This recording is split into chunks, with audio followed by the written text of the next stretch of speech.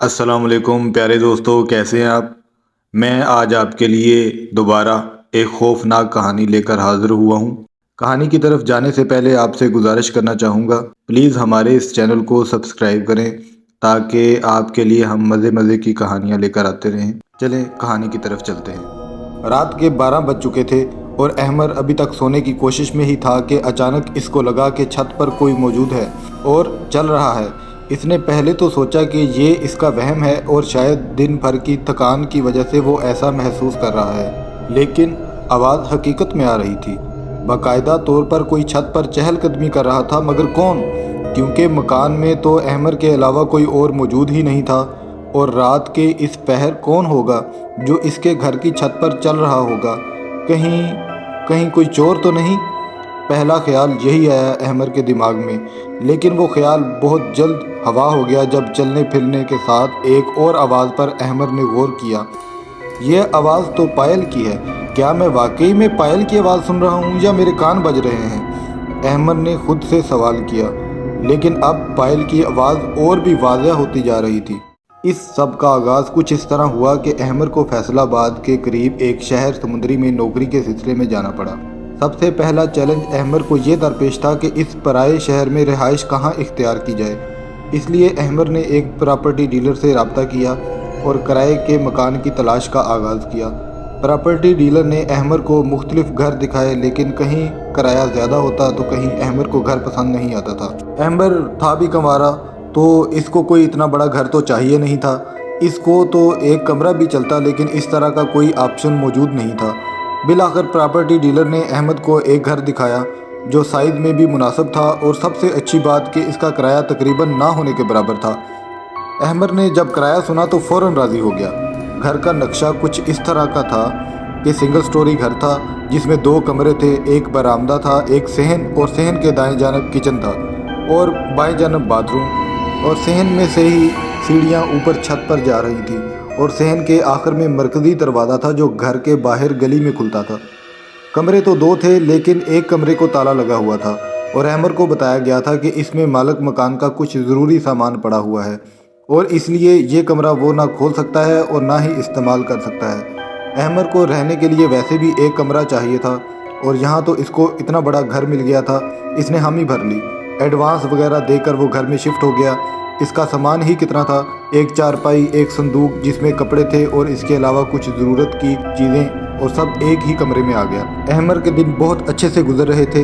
शहर छोटा था लेकिन मुखलिस लोगों से भरा हुआ, सिवाय इसके मोहल्ले वालों को जो कि इसको नहायत अजीब नज़रों से देखा करते थे, जैसे वो कोई खलाई मखलूक हो।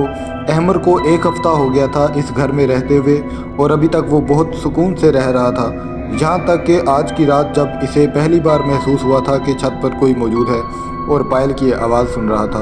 असल में आज बहुत गर्मी थी, इसलिए अहमद ने अपनी चारपाई बाहर सहन में ही बिछा ली थी और आज ही इसे ये महसूस हो रहा था कि कुछ गड़बड़ है। वो अभी अपने दिल को तसल्ली दे रहा था कि ये इसका वहम है कि आहिस्ता आहिस्ता पायल की और कदमों की आवाज़ इसके करीब आना शुरू हो गई।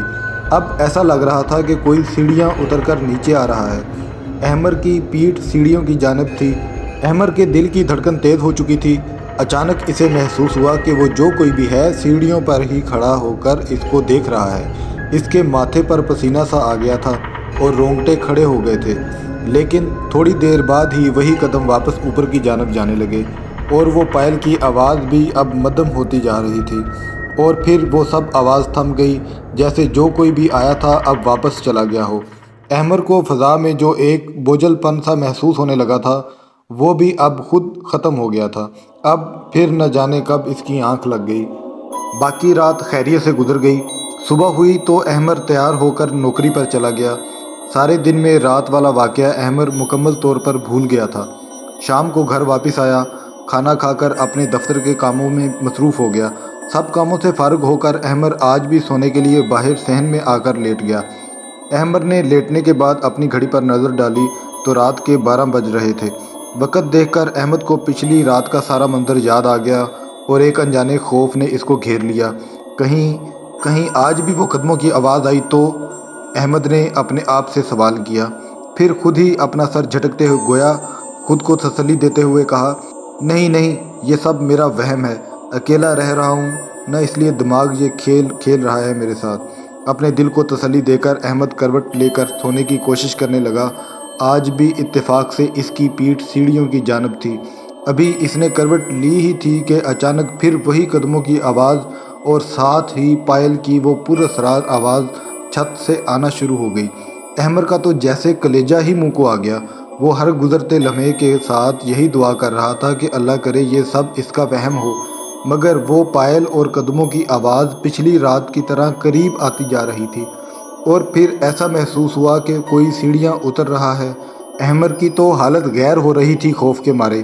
آہستہ آہستہ جو بھی تھا وہ نیچے کی جانب آ رہا تھا، اور اب تو قیامت برپا تھی احمد کے وجود میں، کیونکہ یہ جو کوئی بھی تھا اب اس کی چارپائی کی جانب بڑھنے لگا تھا۔ ہر گزرتے لمحے کے ساتھ پائل کی چھن چھن چھن چھن کی آواز احمد کے قریب سے قریب تر ہوتی جا رہی تھی۔ احمد کے آس پاس کی فضا بہت بھاری ہو چکی تھی، اس کا دم گھٹنے لگا تھا، اور پھر وہ آواز اس کی چارپائی تک آ کر رک گئی۔ احمد کو باقاعدہ طور پر یہ محسوس ہو رہا تھا کہ اس کے بالکل پیچھے کوئی موجود ہے، کوئی ہے جو بغور احمد کو گھور رہا ہے۔ خوف کے مارے احمد نے پیچھے مڑنا مناسب نہیں سمجھا۔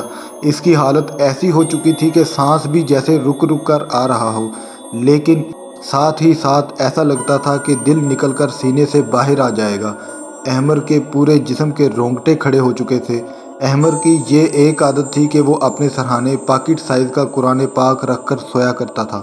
احمد کو اچانک قرآن مجید کا خیال آیا، اور اس نے سرہانے سے قرآن پاک اٹھا کر اپنے سینے سے لگا لیا۔ قرآن مجید سینے سے لگانے کی دیر تھی کہ وہ خوف کی شدت جو اس پر طاری تھی، اس میں کچھ کمی آ گئی اور اس کے دماغ نے کام کرنا شروع کیا۔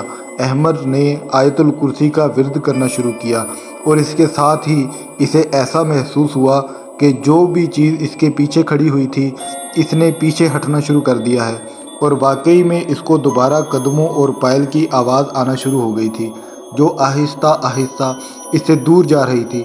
احمد نے قرآنی آیات کا ورد جاری رکھا، اور وہ آواز سیڑھیاں چڑھتے چڑھتے چھت تک گئی اور پھر آہستہ آہستہ ختم ہو گئی۔ آواز بند ہوتے ساتھ ہی فضا بھی مکمل طور پر ہلکی ہو چکی تھی۔ لگتا تھا کہ اب احمد کے چاروں اطراف زندگی واپس لوٹ آئی ہے۔ احمد نے قرآن پاک سرہانے رکھا اور ہمت کر کے اپنی چارپائی سے اترا اور ڈرتے ڈرتے سیڑھیاں چڑھ کر چھت پر گیا۔ وہ یہ دیکھنے گیا تھا کہیں کوئی محلے والا تو نہیں جو چھت پر کسی طرف سے آ کر اس کو ڈراتا ہے، لیکن چھت پر جا کر اسے اس بات کی تو شدید مایوسی ہوئی، کیونکہ اس کے گھر کی تین اطراف صرف میدان تھا اور اس کے ایک جانب گلی تھی۔ احمد کو دیکھنے کے بعد یاد آیا کہ دماغ اتنا کام نہیں کر رہا تھا، کیونکہ وہ تو پہلے ہی جانتا تھا کہ اس کا یہ مکان کے ساتھ کوئی اور مکان نہیں بنا ہوا تھا۔ اس بات کو لے کر بھی اس نے کوئی دھیان نہیں دیا تھا۔